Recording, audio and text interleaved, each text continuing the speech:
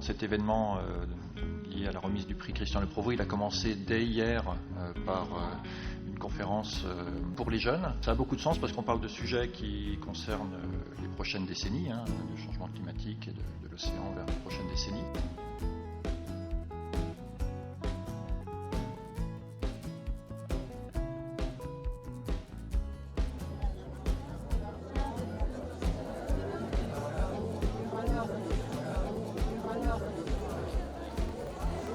Madame la Présidente, Mesdames et Messieurs, je vous remercie d'être venus si nombreux pour cette journée qui s'annonce passionnante. Je donne maintenant la parole à Monsieur Jean-Claude Duplessis, membre de l'Académie des sciences. Merci Monsieur le Président. Toute la carrière de Christian Le Provost a été orientée vers cette compréhension de l'océan à l'aide de modèles qu'il a développés, qui est toujours une référence. Ce modèle est absolument remarquable. Et toute la journée, on va parler de ces aspects que Christian Le Provost a lancés, initiés, pour lesquels il a été un des acteurs majeurs. C'est pour ça que l'Académie des sciences a décidé d'en faire un grand prix en son honneur. Nous allons passer une très bonne journée en regardant les aspects les plus positifs et les plus fascinants de l'océanographie.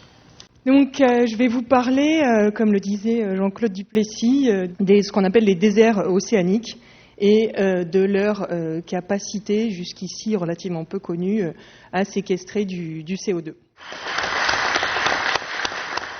À la fois vous donner un peu des clés et vous expliquer un peu pourquoi on travaille sur l'océan Arctique et pourquoi c'est important. Donc des choses un peu générales, un peu vulgarisées, et j'ai essayé aussi d'expliquer un peu ce que je faisais moi comme recherche et avec quels outils on travaille, qu'est-ce que ça veut dire réellement dans la pratique, travailler sur l'océan Arctique. Ces travaux sont tellement importants qu'ils méritaient pleinement un grand prix de l'Académie, et cette fois-ci, c'est une chose faite et je les félicite.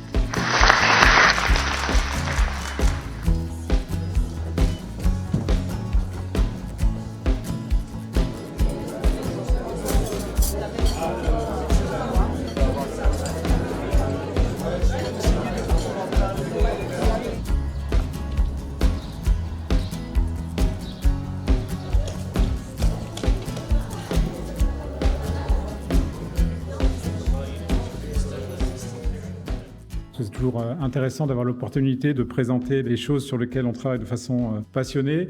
J'ai eu vraiment la chance et vraiment le grand plaisir de travailler avec Christian sur ces développements qui ont été des révolutions de l'océanographie des 25 dernières années, de l'observation globale des océans et la prévision, sujets sur lesquels Christian a été véritablement un pionnier.